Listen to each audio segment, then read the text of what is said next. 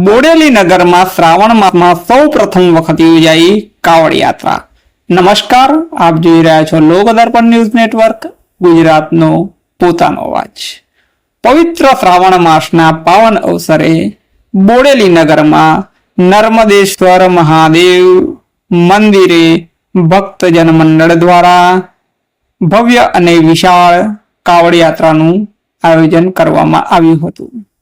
આ કાવડ યાત્રા બોડેલીના નર્મદેશ્વર મંદિરથી પ્રારંભ થઈ ઢોલ અને નગારાની ગુંજ સાથે ઢોકલિયાના ઓરસંગના નદીના કિનારે પહોંચી હતી, જ્યાં ઓરસંગ નદીના વહેતા પવિત્ર જળની કાવડો ભરી અને બોડેલીના રાજમાર્ગો પર ફરી પસાર થઈ હતી।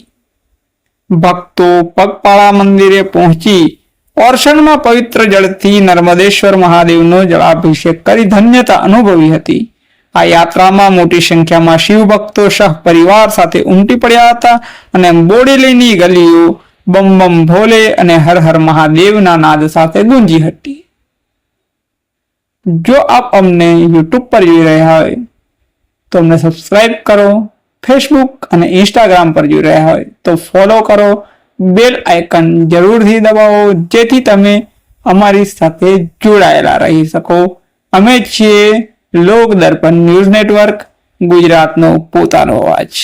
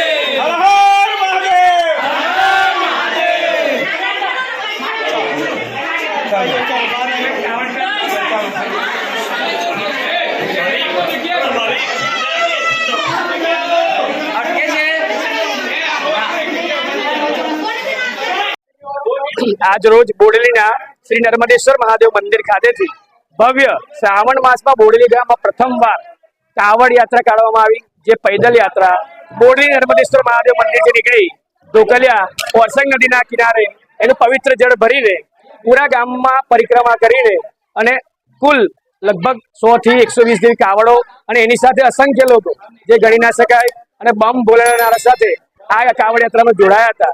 અને સર્વે ભક્તો તમે જોઈ રહ્યા છો કે કાવડમાં જે જળ લાયા છે પવિત્ર, એનાથી આ નર્મદેશ્વર મહાદેવનો ભવ્ય જળાભિષેક કરશે, જે બોડેલીના ઇતિહાસમાં સર્વપ્રથમ ઘટના છે।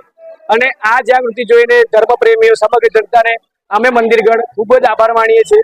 આવીને આવી યાત્રા વારંવાર નીકળતી રહે અને દેવાધિદેવ મહાદેવનો મહિમા ખૂબ જ વધતો રહે। આ નર્મદેશ્વર મહાદેવ મંદિર વારંવાર ધર્મ જાગૃતિ માટે પ્રેરણા કરતું રહ્યું છે અને ભવિષ્યમાં પણ કરતું રહેશે। આ કાવડ યાત્રાને સફળ બનાવવા બદલ સમગ્ર ગ્રામજનોનો અને અમારા મંડળનો અને સમગ્ર જે બી એન કેન પ્રકારે મદદ કરેલી છે તમામ ભક્તોનો અમે હૃદયપૂર્વક આભાર માનીએ છીએ। હર હર મહાદેવ, બમ બમ બોલે, હર હર મહાદેવ।